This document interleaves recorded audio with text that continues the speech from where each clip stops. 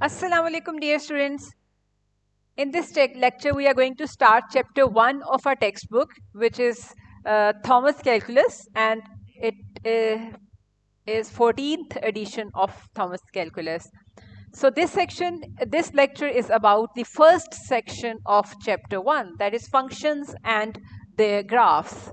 So in this lecture, we'll define functions, we'll see the function as relation, and we'll see which relations are functions and which relations are not functions, and why some relations are functions and why some relations are not functions, and then we'll see graphs of functions and relations as well. So let's start.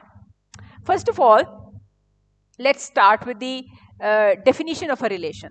Relation from a set A to set B. If we have two sets, two non-empty sets, A and B, then relation is defined by any subset of the Cartesian product of these two sets. So Cartesian product is actually the set of ordered pairs like A, B, where A belongs to A, the set A, and second element of this ordered pair belongs to the second set. So this is the cross product of or Cartesian product of set A and set B. So any subset of this Cartesian product is called a relation. So in short, any set of ordered pairs is called a relation. So function is also a relation. So which relation is called function? So a type of relation where there is exactly one output for every input.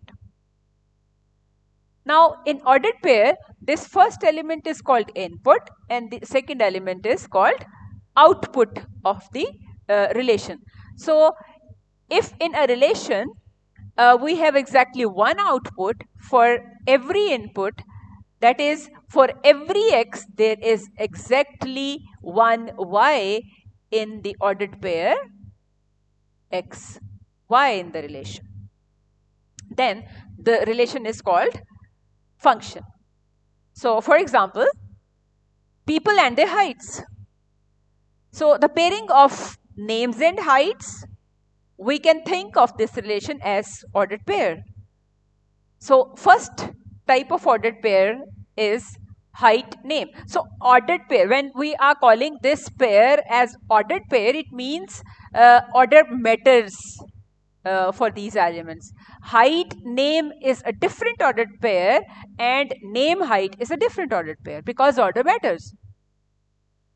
So let's see which of the set of ordered pair, which type of the set of ordered pairs is a function. So here is a table which shows names and their heights. So our first name is Javeria and her height is 6 feet. And second name is Memuna and her height is 5 feet 9 inches, that is 5.75 feet. So Rabia, third name is Rabia and her height is 5 feet. Kainat and her height is 5 feet. Similarly, there is a person Sajjad whose height is 6 feet 6 inches, that is 6.5 feet. So let's draw the graph of these ordered pairs. Now we have ordered pair. We can have two types of ordered pair from this table, name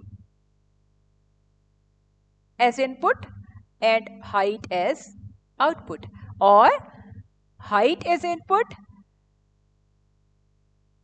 name as output. So let's have a look at the graph of both type of ordered pairs. So here is the graph where height is input, that is height name. This is the graph of height name. So along horizontal axis, heights are shown and along vertical axis, we can see the name. So Javeria's height is 6 feet, right? So Memuna's height is 5.75 feet. Similarly, Rabia's height is 5 feet. Okay. So this is how we can draw this graph. But you can see when height is 5 feet, that is, we have for height 5 two pairs like 5 Rabia, and the other pair will be 5 Kainat. That is, for one input we have two different outputs. So the definition we just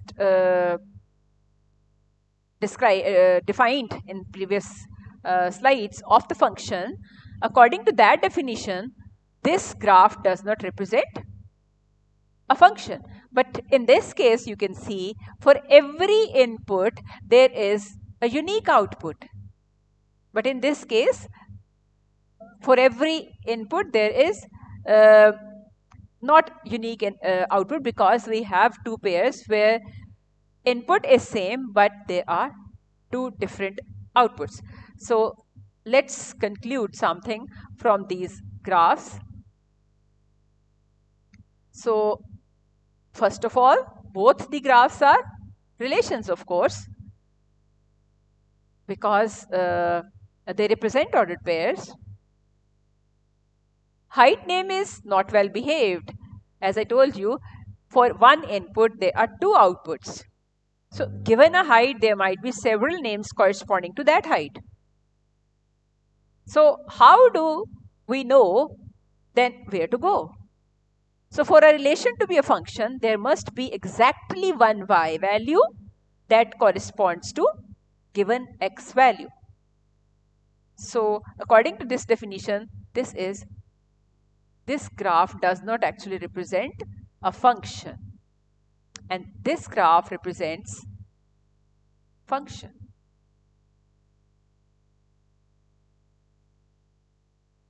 So this is the proper formal definition of function. A function f from a set D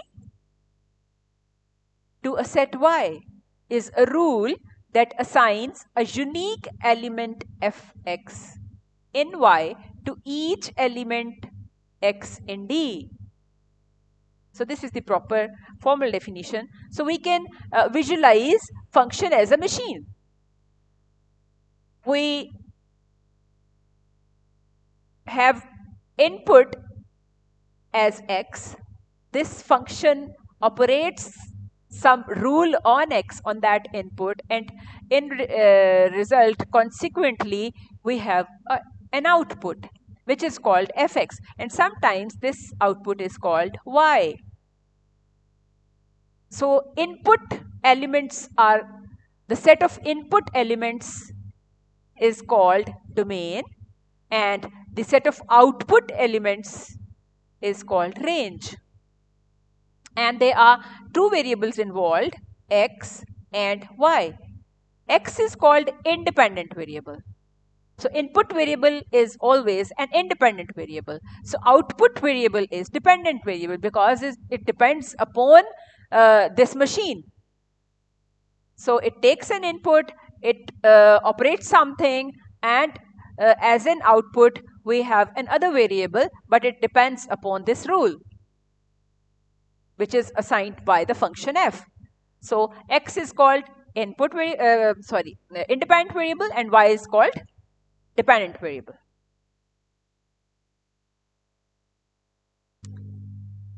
So as I told you, domain is the set of permitted x values. Permitted x values means the values of x for which the rule is defined or the function is defined.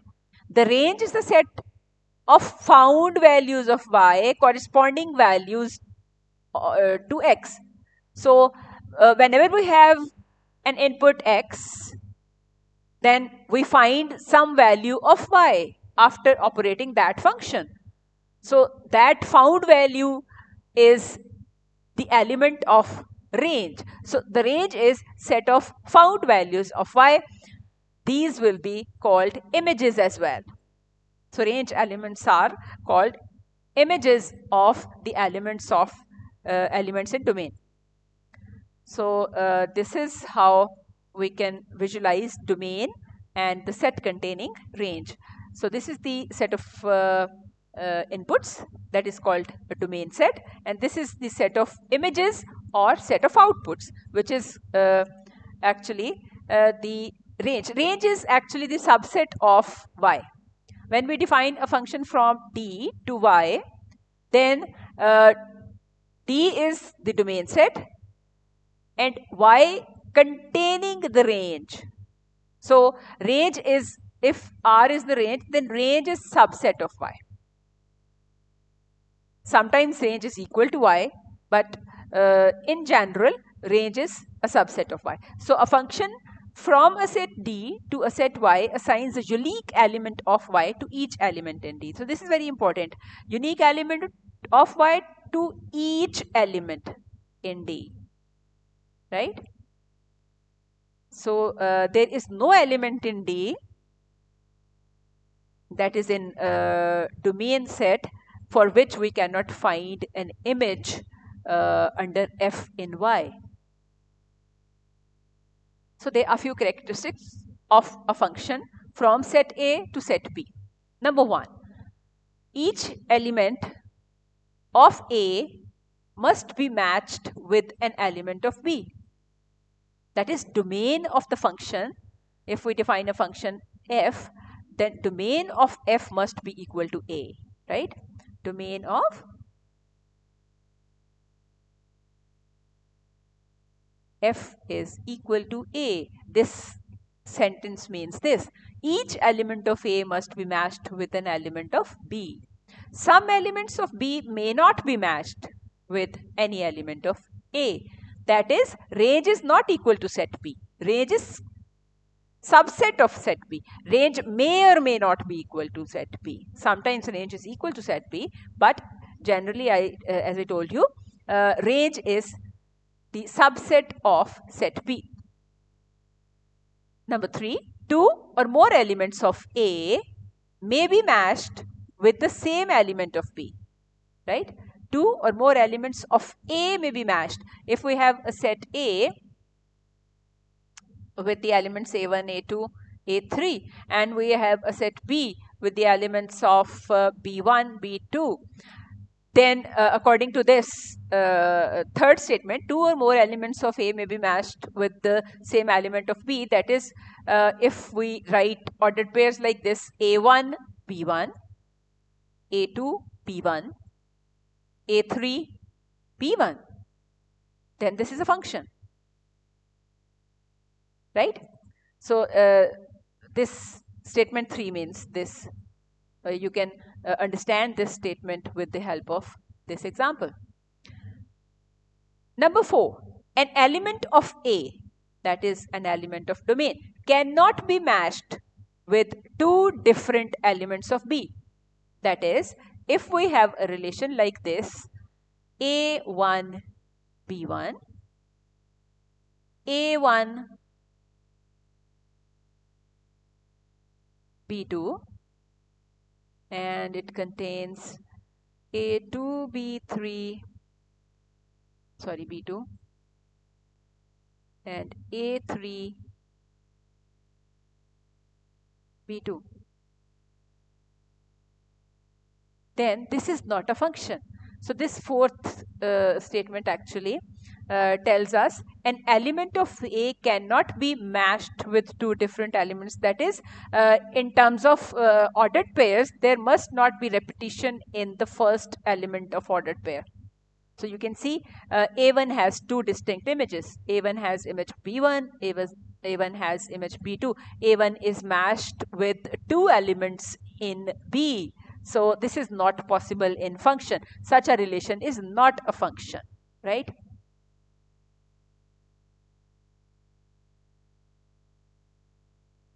So we have few values in first column, that is the values of independent variable, domain, and there are few values in second column, that is the images of x under some rule, Now we have to decide whether these pairs 1 minus 3.6, 2 minus 3.6, 3 4.2, 4 4.2, 5 10.7, 6 12.1, 52 52, whether this relation is a function or not.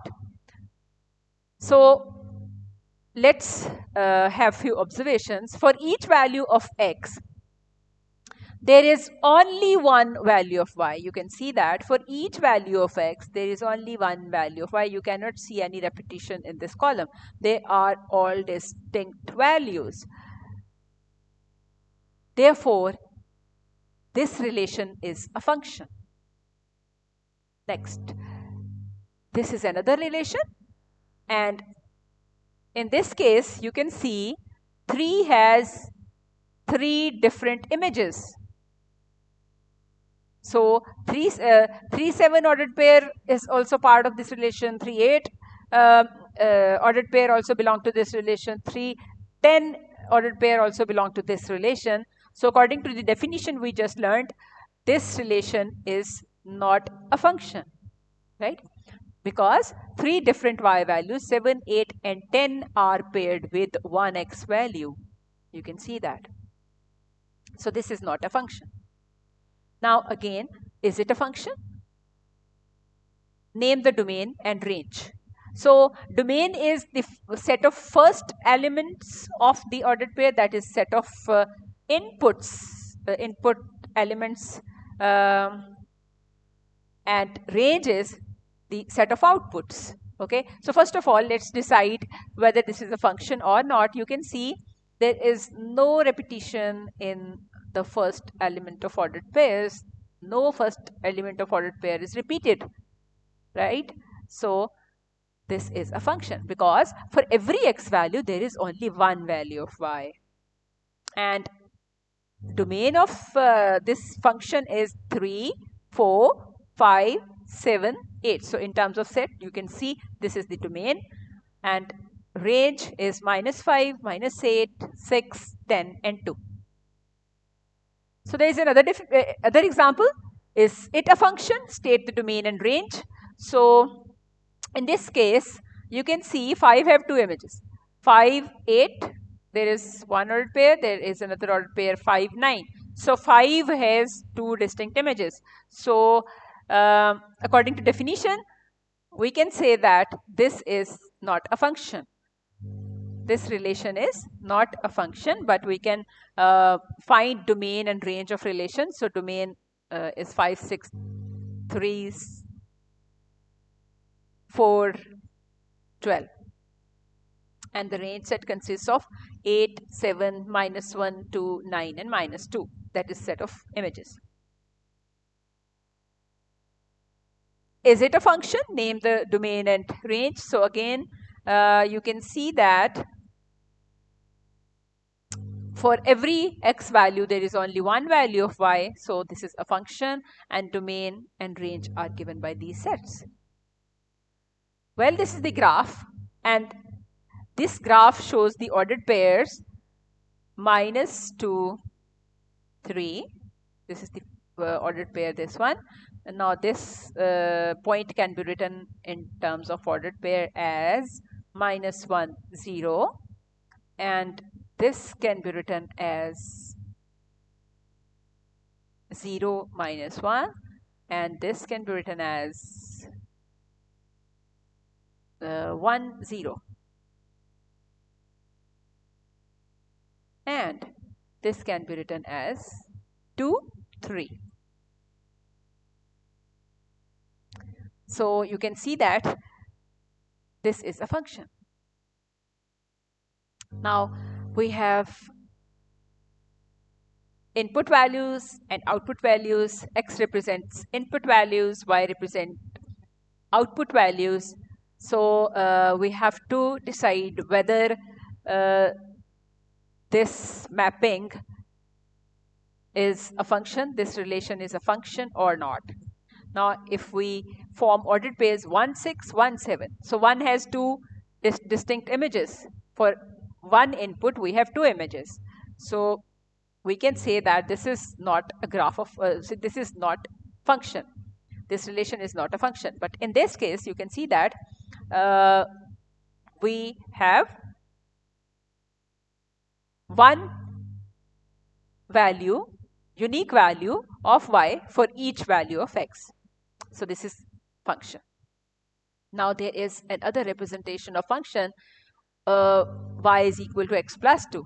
That is, in equation form, we can write a relation between independent variable and a dependent variable. X here is independent variable and y here is dependent variable.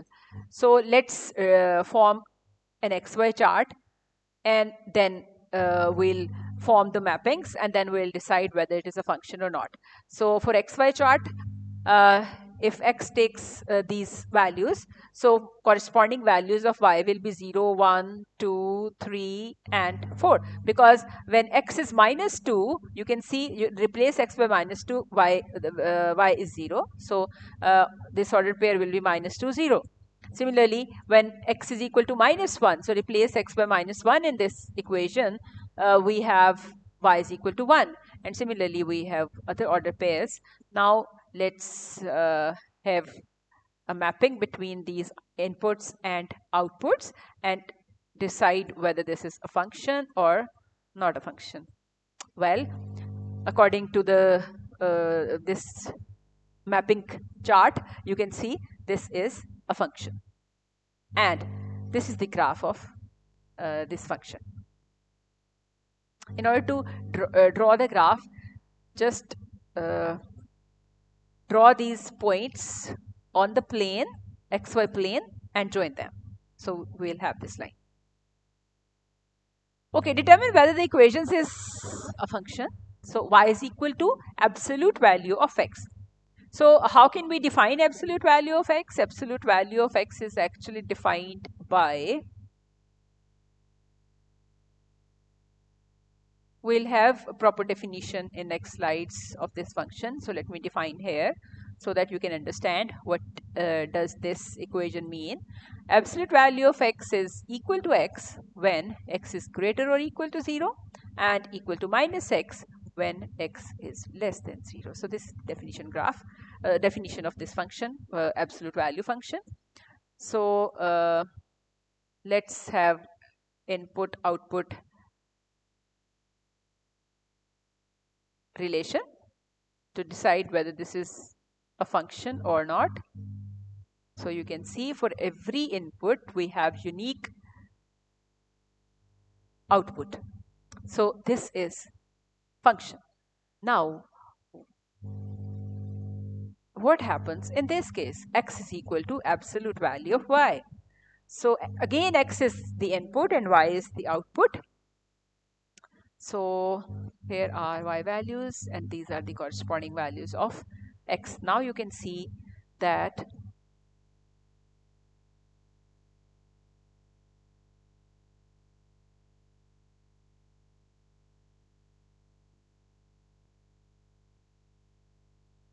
in the set of inputs, we only have three values, 0, 1, 2. Now again, these 1, 2 are repeated. So we'll write 0, 1, 2 only. Now, image of 0 under this relation is the minus 2.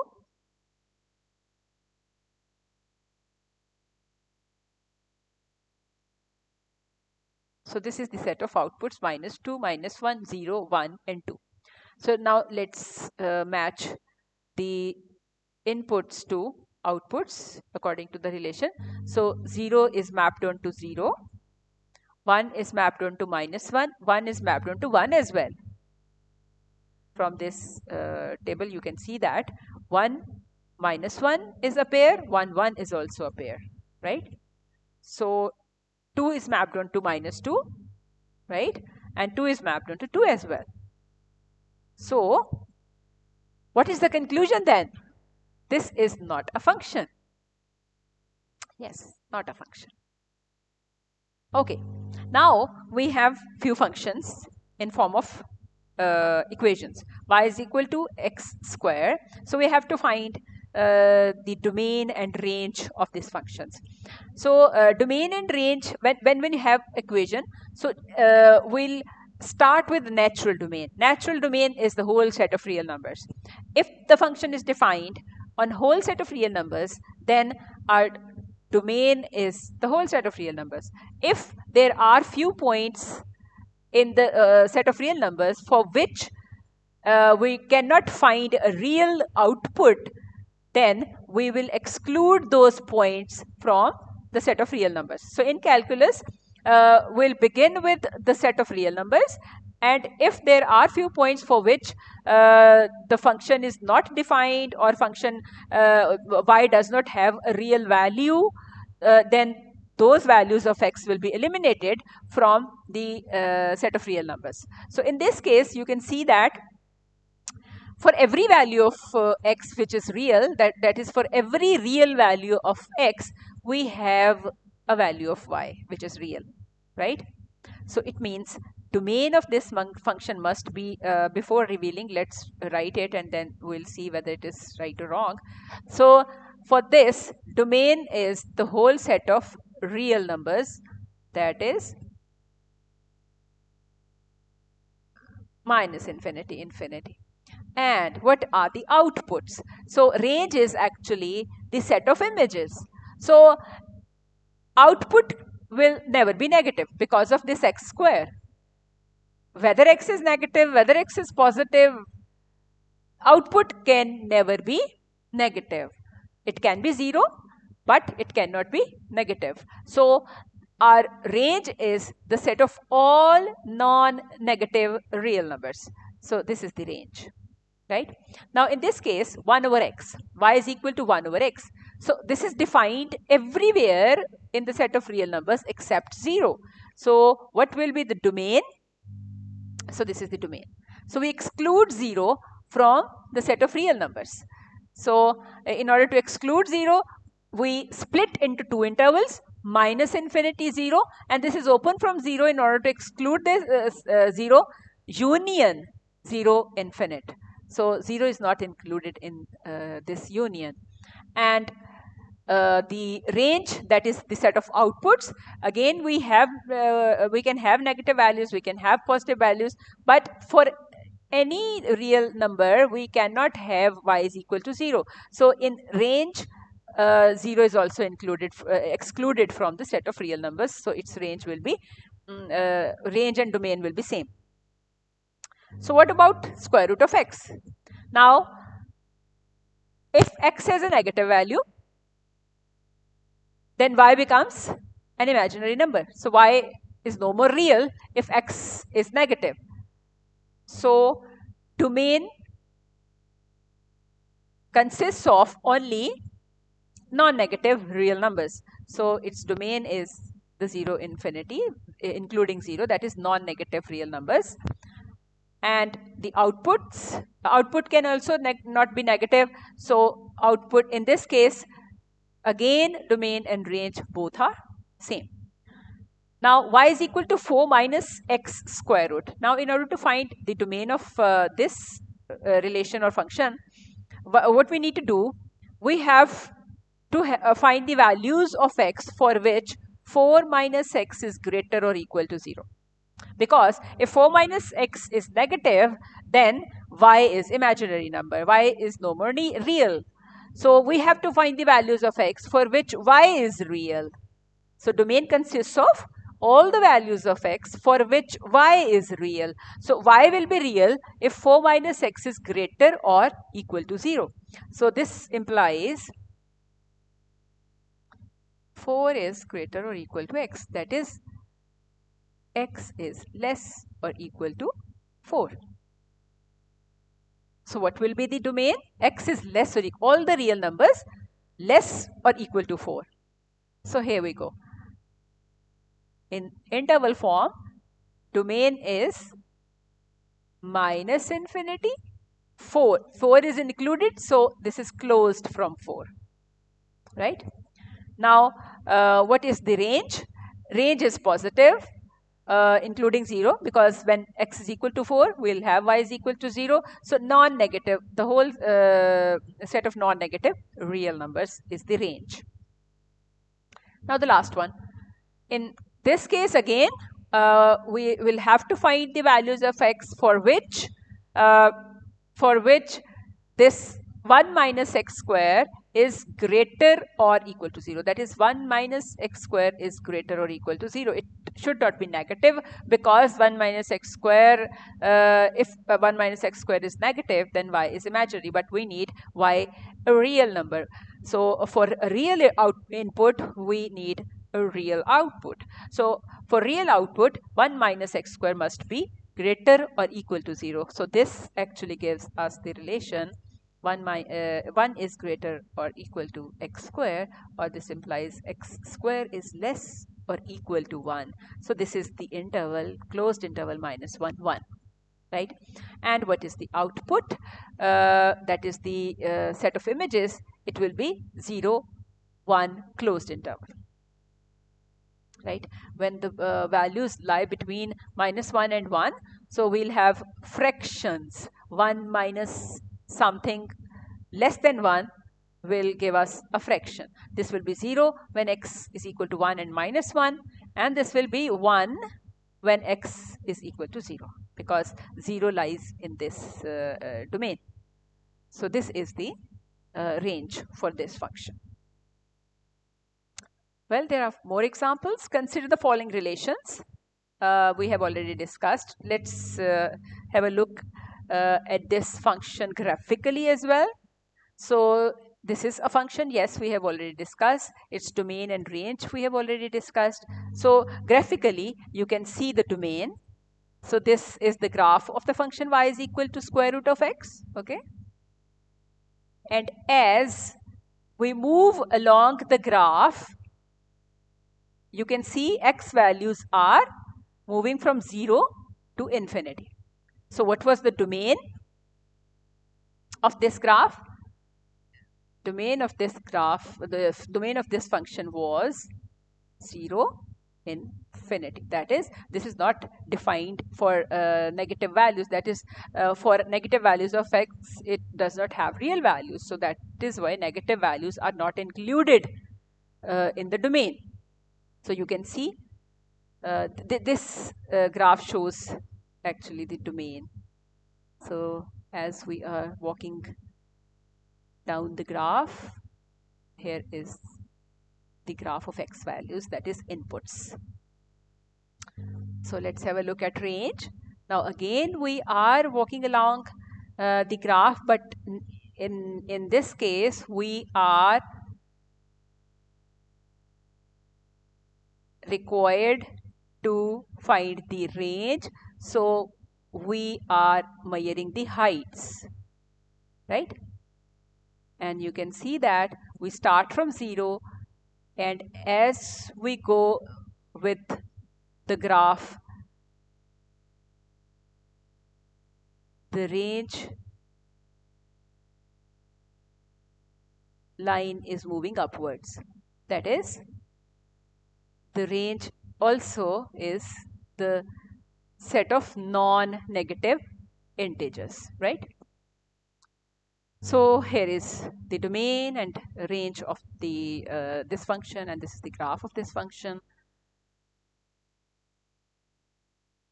So let's have a look at another function, area of a circle.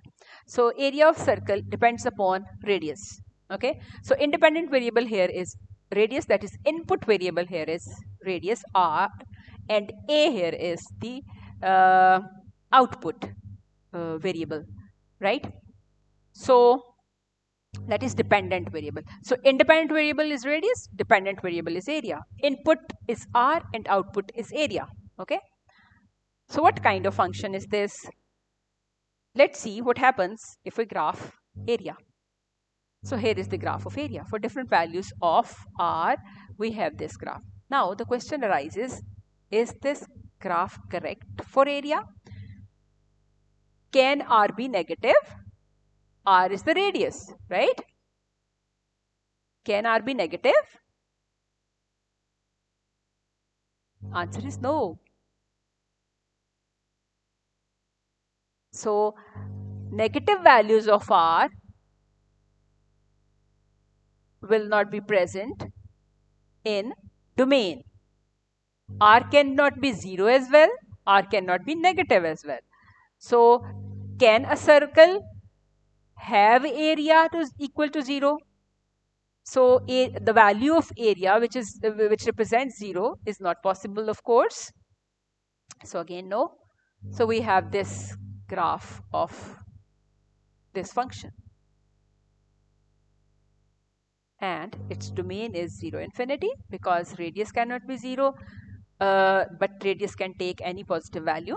Similarly, range, that is area, can also take any positive value. Area cannot be negative, and area cannot be 0, because we are talking about a circle. So we're not talking about a point circle, we are talking about a circle with some positive radius. So this is the domain and range of this function. So functions are commonly represented in 4 ways. We have already seen all these ways verbally by a sentence. That is, paycheck, P depends on hours, right? So here P is the dependent variable, H is the independent variable. We can represent functions numerically like this, or like a table. We have already seen all these types. So this is the formal actually representation, formal definitions of all the representation. So we can also represent graphically, functions graphically as well, and we can express functions algebraically, that is by equations in 2 variables, right? So according to the definition of the function, to each element of the first set D, there correspond one and only one element of the second set R, which is the range. D is the domain, R is the range. Now using this definition, let's check whether all these examples, relations given in all these examples are functions or not. So in the first case, paycheck depends on hours worked. This is a function. So now you can verify it yourself because we have enough practice in previous slides. So this is a function, and this is not a function. Yes, this is not a function, right? And this is also a function. You can see all the inputs are different. So in graphical representation, this is a graph of a function, but this is not a graph of a function, because for one value of x, we have 2 outputs, and there are so many, infinite number of values of x for which we have 2 y values. So this is not a function. So in this case, y is equal to x square minus 4. This is a function. But in this case, we are going to have, for one value of x, 2 values of y, because y square is equal to x actually gives us the relation y is equal to plus minus square root of x. For one value of x, we have 2 values of y. So this is not a function. Now there is a vertical line test, which help us decide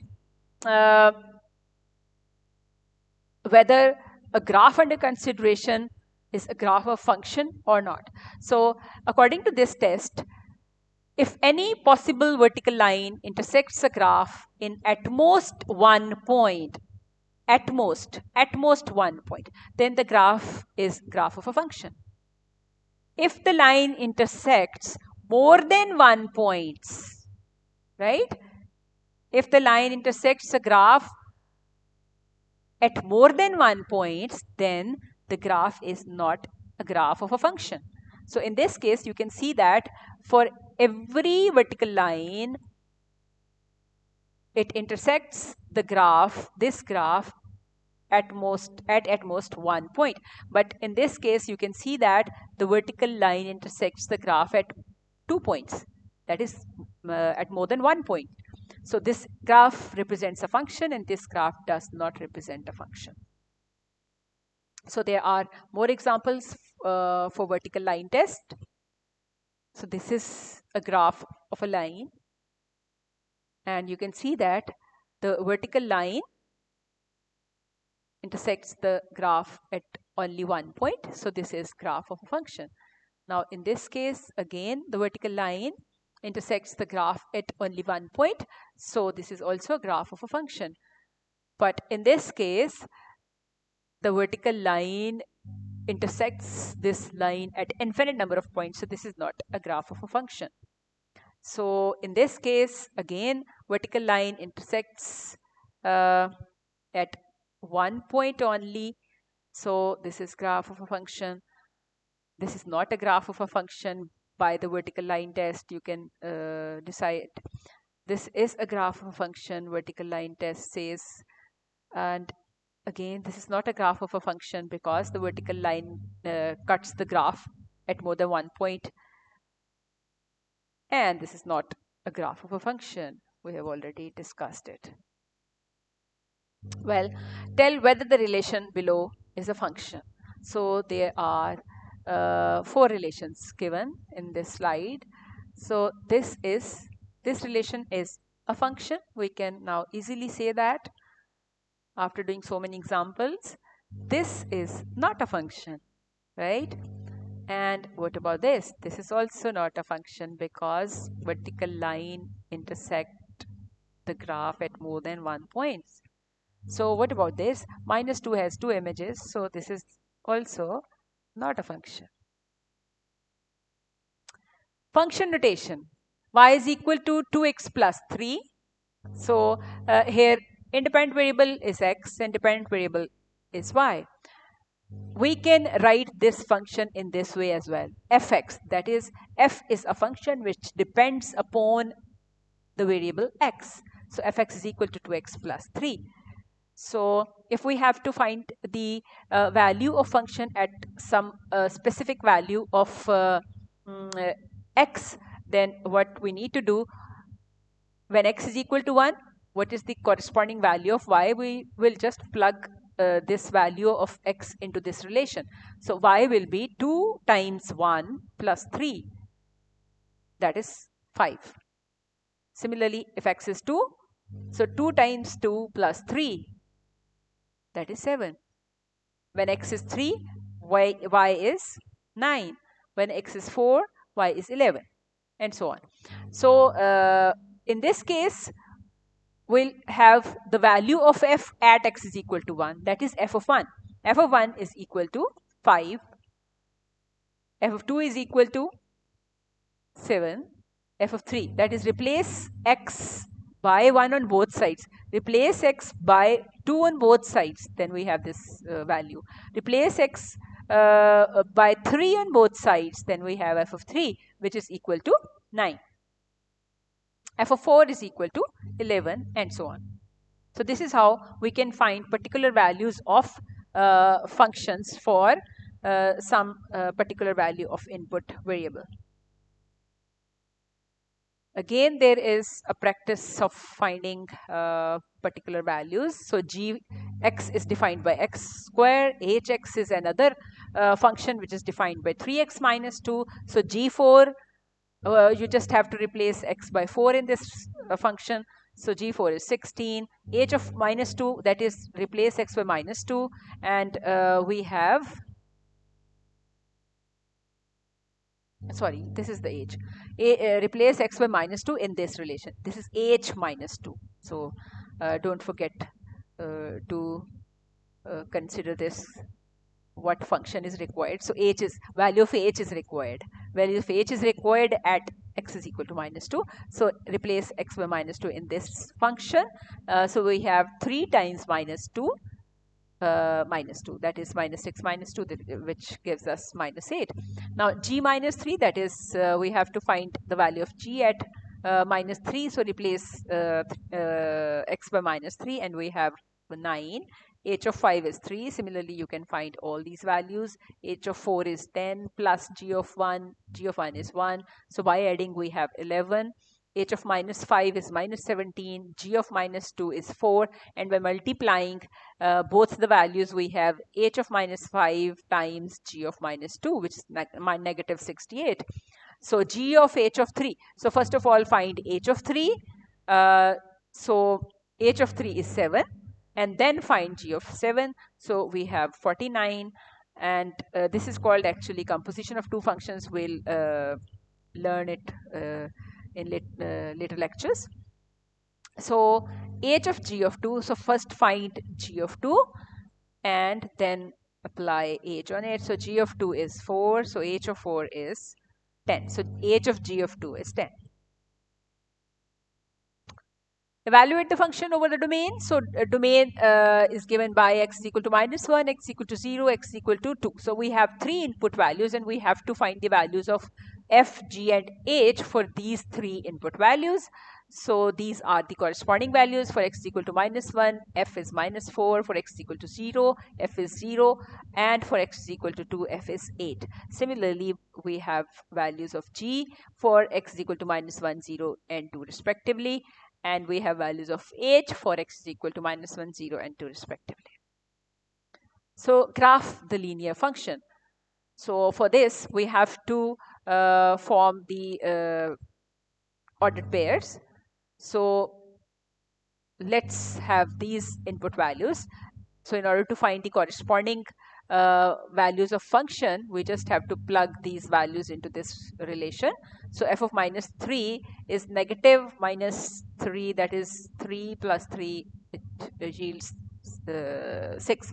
So similarly, for minus 2, we have 5 and 4, 3, 2, 1 and 0. These are the corresponding values of function.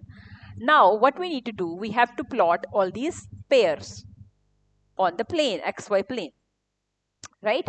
So let's draw. Okay. So this is in fact 0, 3 point, right? And then 1, 2 point, and then 2, 1 point, and then 3, 0 point. Now, in order to see the graph of the function, we are going to join all these points, and we have this line. So this is the graph of this line. This is linear function. Okay, piecewise defined function, I have already told you, one of the functions which is absolute value function. It has different definitions in different pieces of domain, different parts of domain. So such a function is called piecewise defined function. So sometimes a function is described in pieces by using different formulas on different parts of its domains. So one of the examples is absolute value of x, and this is defined by x when x is greater or equal to 0, minus x when x is less than 0, and its graph looks like this. And there is another example. This is divided into 3 pieces. So when x is less than 0, this is defined by minus x. When x lies between 0 and 1, that is closed interval 0 and 1, then this is defined by x square. And when x is greater than 1, this is equal to 1. You can see when x is less than 0, this is y is equal to minus x. So this is a straight line. And when x lies between 0 and 1, you can see this part. This is a curved portion. This is actually a parabolic part. And when x is greater than 1, that is after 1, its value is fixed, that is constant, which is 1. So you can see this line, y is equal to 1. So this will, this is the graph of this piecewise defined function. So there is another function which is piecewise defined, the function whose value at any number x is greatest integer less than or equal to x is called greatest integer function or integer floor function. So it is denoted by this symbol x. So greatest integer function, it is defined by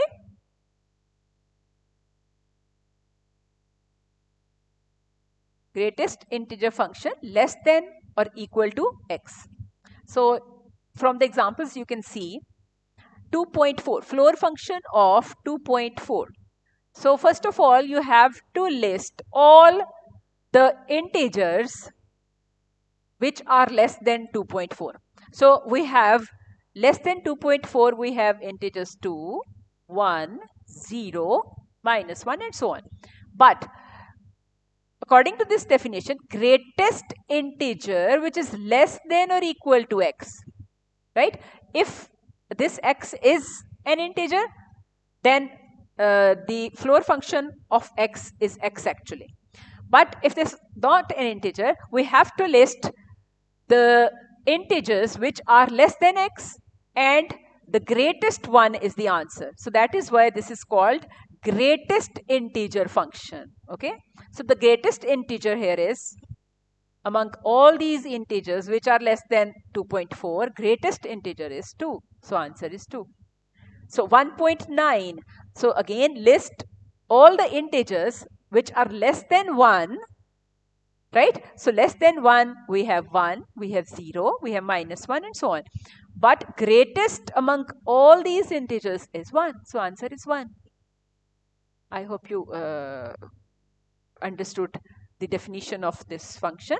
So let's have a look at negative value of x. So negative 0.3. Again, we need to list all the integers in order to find the value of this. Let's have a list of integers which are less than minus 0.3, and those integers are minus 1, minus 2, minus 3, and so on. And greatest among all these integers is minus 1. So answer is minus 1. Right? So now, in order to graph this function, we will have to divide into pieces in intervals. So for every interval between two integers, that is 0, 1 interval, 1, 2 interval, 2, 3 interval, minus 1, 0 interval, minus 2, 0, it has different definition, right? So in the interval 0, 1, when, now let's see, when x is less than 1 and greater or equal to 0, floor function of x is equal to 0, right? For example, if we have 0.5, then the floor function, so first of all, what we need to do, we have to list all the integers less than 0.5, that is 0, minus 1, minus 2. So greatest among this is 0. So in this range, in this interval, for every value of x, floor function is equal to 0. So you can see the graph. For 0, this is 0. And for 0.9, this is also 0. For 0.999, this is also 0. But at x is equal to 1, its value is 1. So you can see at x is equal to 1, there is a hole. That is, this is not defined like from this definition. This is not 0 at 1. So at x is equal to 1, this is 1. Now, in the interval, when x lies between 1 and 2, 1 and 2. So its value will be 1. So you can see that in the interval 1, 2, the value is 1. For every value in the interior of the interval 1, 2, the floor function is 1. And at x is equal to 1, this is also 1. So you can see there a filled dot, right? But here you can see a hole. That is, at x is equal to 2, floor function is not equal to 1. At x is equal to 2, floor function is equal to 2. So we have another definition in the next interval. So this is how this graph has been drawn. Similarly, there is a function which is called least integer function. Now in this case, what we need to do, and its symbol looks like this. This is also called ceiling function. Least integer function. Now let's read the definition. The function whose value at any number x is the smallest integer greater than or equal to x. So in this case, we have to list all the integers which are greater than x. For example, if we have 5.5, so we have to list all the integers which are greater than 5. That is 6, 7, 8, 9, and so on. So what is the answer of this ceiling function? This is the least integer. Least integer which is greater than x, that is answer is 6. So least among this list is 6. Okay. Similarly, if we have 0.1, so what is the value of ceiling function of 0.1? Now again, according to the definition, we have to list all the integers which are greater than 0.1, that is 1, 2, 3, and so on, right? So what is the value of 0.1 ceiling function? Is the least integer which is greater or equal to 0.1. So least integer in this list is 1. So answer is 1. So similarly, you can draw this function as well and try to draw it yourself. Okay, next definition. Let f be a function defined on an interval I and let x1, x2 be any 2 points in I. That is, function is defined in the interval I and x1, x2 be any 2 points in I. If fx2 is greater than fx1, whenever x2 is greater than x1, then function is said to be increasing on I. And if fx2 is less than fx1, whenever x2 is greater than x1, then f is said to be decreasing function on I. Odd function and even function. So a function y is equal to fx is an even function if f of negative x is equal to f of x. And odd function if f of negative x is equal to negative of fx. Like if we have a function fx is equal to x square, then this is an even function, because when we replace x by minus x, then we have minus x square, and this is actually x square, and this is actually fx. So f of minus x is fx. This is an even function. And if we have a function fx is equal to minus x cube, then f of minus x is going to be negative, replace x by negative x, so negative x cube. This is equal to negative x cube, and this is equal to x cube, and this is in fact negative of negative x cube.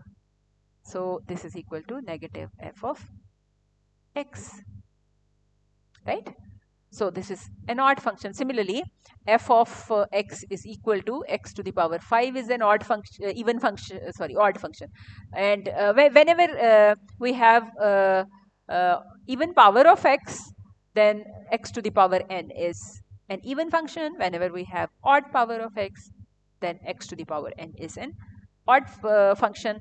And sine x is an odd function, cos x is an even function, and there are many examples of odd and even functions you can find yourself.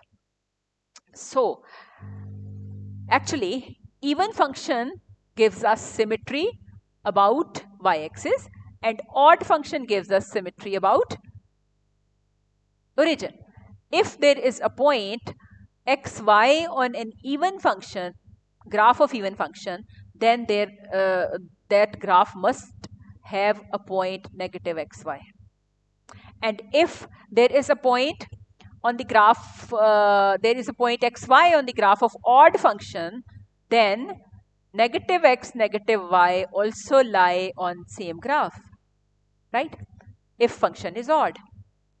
So it gives us the symmetry about origin, and the even function gives us the symmetry about y-axis. So even function is symmetric about y-axis and odd function is symmetric about origin. So there are few examples of translation. If we have y is equal to x square, then the graph of y is equal to x square plus 1 looks like this. Actually, it has been translated vertically upwards with 1 unit. Similarly, this is the graph of y is equal to x, and y is equal to x plus 1 is the translated graph. And you can see that y is equal to x square is an even function, but y square is equal to x square plus 1 is also an even function, because when we replace x by minus x, you can see that function remains same, right? So, but in this case, y is equal to x is an odd function, but y is equal to x plus 1 is not an odd function. So when we add the constant term 1 to function y is equal to x square, the resulting function y is equal to x square plus 1 is still even, and its graph is still symmetric about the y-axis. When we add the constant term 1 to the function y is equal to x, the resulting function y is equal to x plus 1 is no longer odd. So symmetry is lost, you can see, right? So if we add some constant into an even function, then the resulting graph will remain an even function. But if we add a constant into an odd function, then new function will not be an odd function. So this is the conclusion.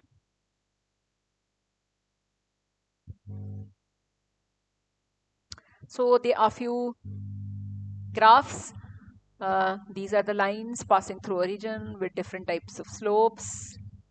And this is the graph of a constant function with y is equal to 3 by 2. So there is another definition.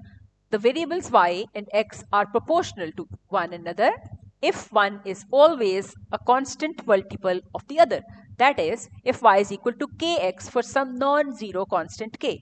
So this is the definition of the proportionality. So there are more graphs. This is the graph of y is equal to x. This is the graph of y is equal to x squared. This is the graph of y is equal to x cube. And you should remember these graphs actually. You should know how to draw these functions. Y is equal to x4, y is equal to x5. And all these functions are defined on the set of real numbers.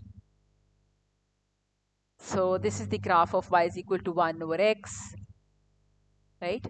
So this is not defined on 0, so domain does not contain x is equal to 0. Similarly, range does not contain x is equal to 0. This is the graph of 1 over x square. Here y is greater than 0, that is our range is greater than 0, but domain is the set of whole real numbers except 0. So 0 is not present in the set, in the domain. Now there are few more graphs.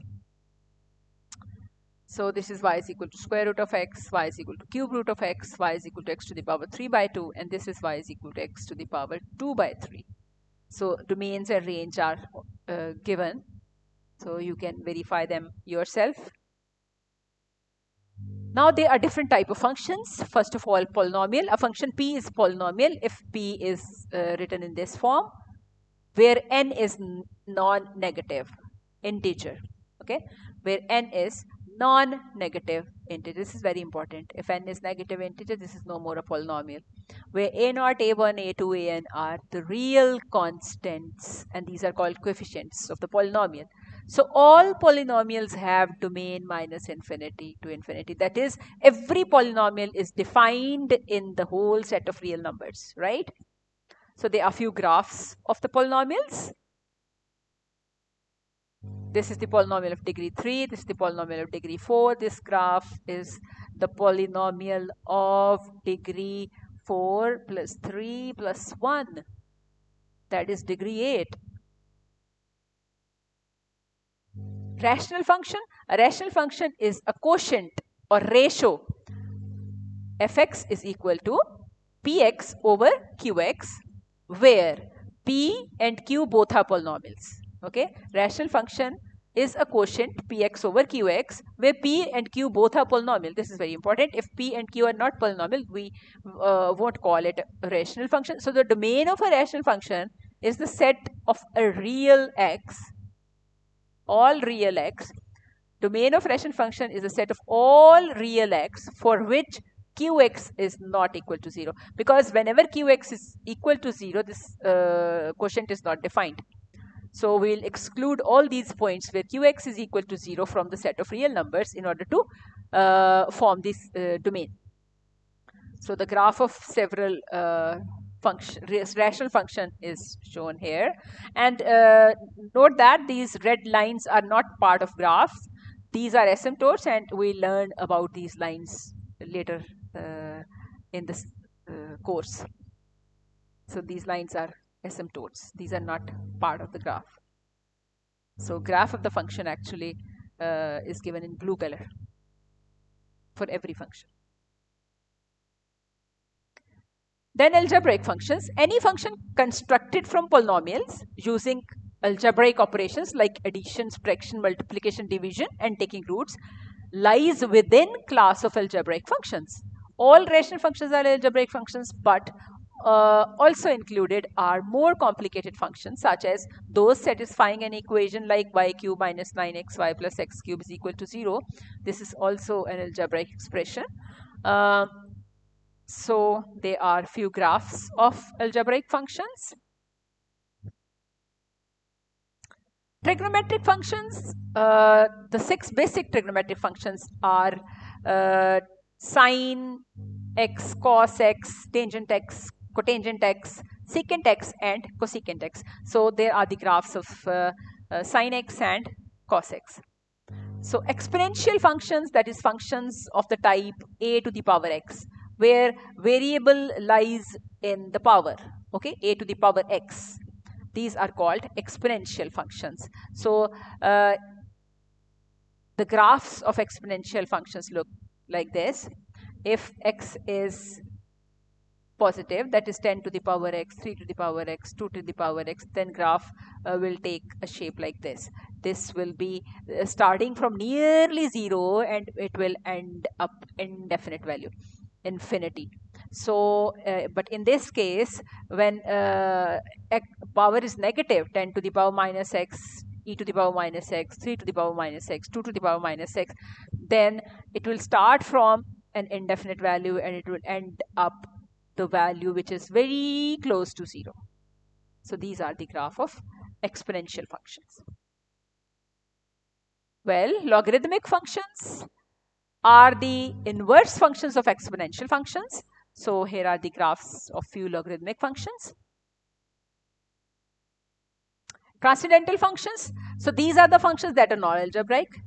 They include the trigonometric, inverse trigonometric, exponential, logarithmic functions, and many more.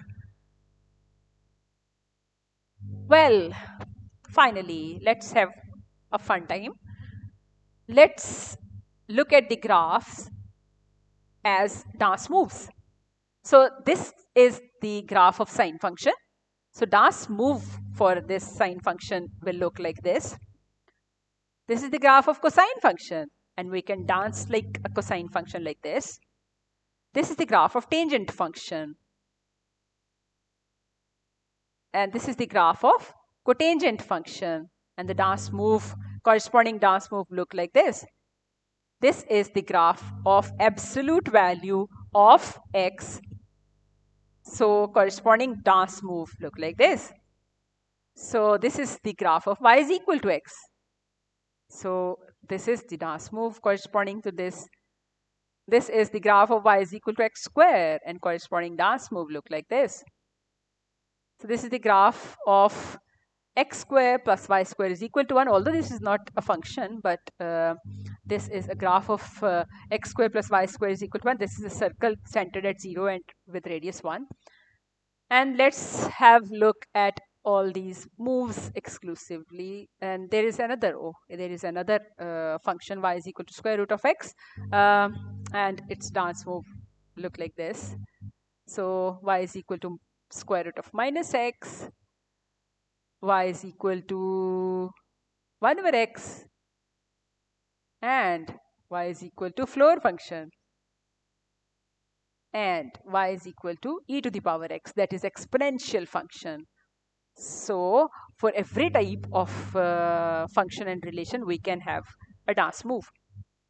So this represents the log x, and this move represents x square minus y square is equal to 0. So let's have a look at all these moves exclusively without showing the graph. So this is how we can dance mathematically.